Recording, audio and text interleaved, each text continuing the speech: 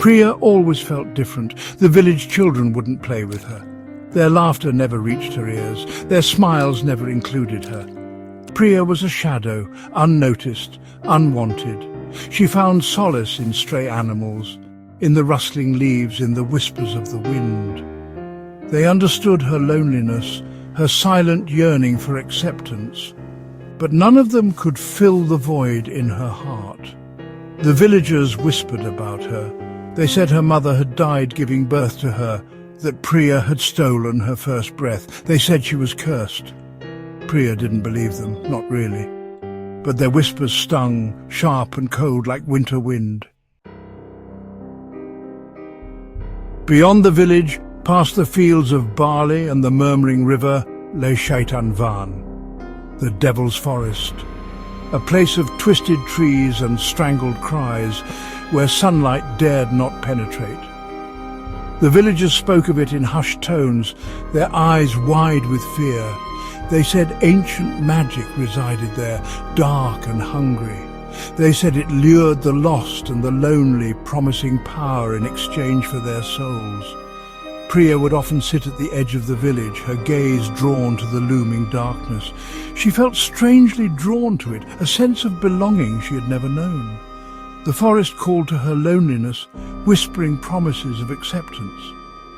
One night, under the pale gaze of the moon, Priya made a decision. She would go into Shaitan Van. She would face the darkness and perhaps finally find herself.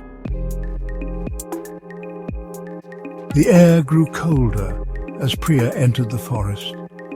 The trees, gnarled and ancient, seemed to reach for her with skeletal fingers. The air was thick with the scent of decay, and the silence was broken only by the rustling of unseen creatures. Deeper and deeper she ventured, the moonlight barely penetrating the dense canopy above. Strange shadows danced at the edge of her vision, whispering her name. Fear threatened to consume her, but still she pressed on. A strange energy thrummed beneath her feet, growing stronger with every step. It pulsed around her, a living thing pulling her deeper into the heart of the forest. Priya felt a surge of excitement, a sense of purpose she had never known before. The forest was alive, she realized, and it was calling to her. Priya stumbled upon a clearing bathed in an eerie green light. In the center stood a circle of ancient stones, each etched with strange symbols that seemed to writhe and shift before her eyes. As she stepped into the circle, the ground vibrated beneath her feet. The air crackled with energy, and a dark form began to rise from the center of the stones. It pulsed and swirled, a vortex of shadows and whispers. Terror threatened to overwhelm her, but it was quickly replaced by a strange sense of peace. This was it, she realized. This was the reason for her loneliness, for her difference.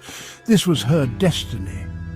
The darkness enveloped her, seeping into her very being. She felt a surge of power, dark and intoxicating, flowing through her veins. It filled the emptiness inside her, replacing it with a chilling sense of purpose.